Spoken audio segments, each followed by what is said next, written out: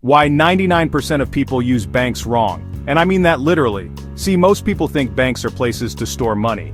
And that's what they do.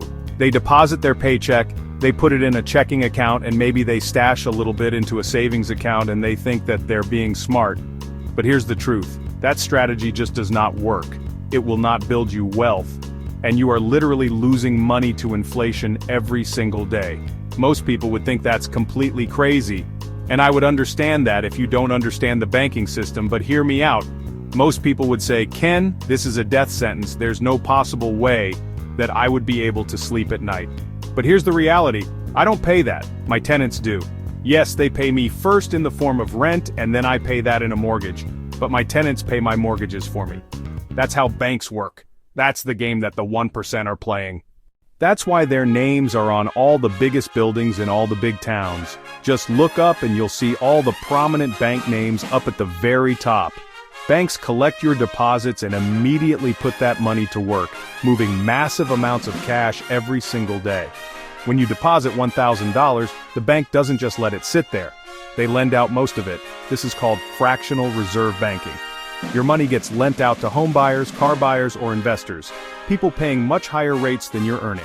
Banks pay you less than 1% interest, but lend your money out at 6% or more. That's their profit margin. It's the bank executives and shareholders who profit from this spread, not the people saving their money. Let's say you find a small apartment complex for sale, the kind of property investors look for. You put $200,000 down and borrow $800,000 from the bank at a fixed interest rate. The bank becomes your partner, providing the capital you need to close the deal. Every month, your tenants pay rent, which covers the mortgage and expenses.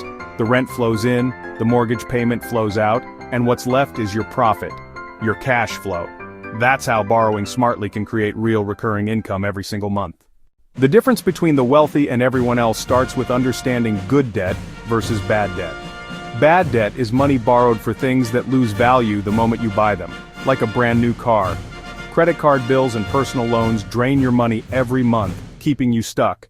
Good debt, on the other hand, is tied to assets that generate income, like a rental property. When your income from investments exceeds your expenses, that's profitable leverage working for you. This is how millionaires are made, by using good debt to build wealth, not by avoiding debt altogether. When I borrow money from a bank, it's not taxable income. I don't pay a dime in taxes on borrowed money because it's a loan, not earnings. Let's compare that with somebody working a W-2 job. Every dollar they make is taxed before they ever see it. The investor, meanwhile, receives loan proceeds tax-free. You just harvest that cash in a cash-out refi, and you don't pay any tax because you don't pay tax on debt. Because the real estate comes with something called depreciation, the IRS lets me deduct a portion of the property's value as an expense. You can actually offset your cash with the depreciation expense that the IRS allows. So I might be collecting real cash flow, but I'm actually showing a paper loss. Investor and CPA at desk reviewing tax returns showing minimal tax liability despite significant income. Step 1, stop saving to feel safe and start investing to build freedom. Step 2, learn how to use leverage. That means taking smart fixed-rate debt on assets that cash flow from day one. Step 3, get educated on business banking. If you're running a business or side hustles, run it through a business account. You open up a whole world of tax strategies and legal advantages. Step 4, build a team. Wealth is a team sport.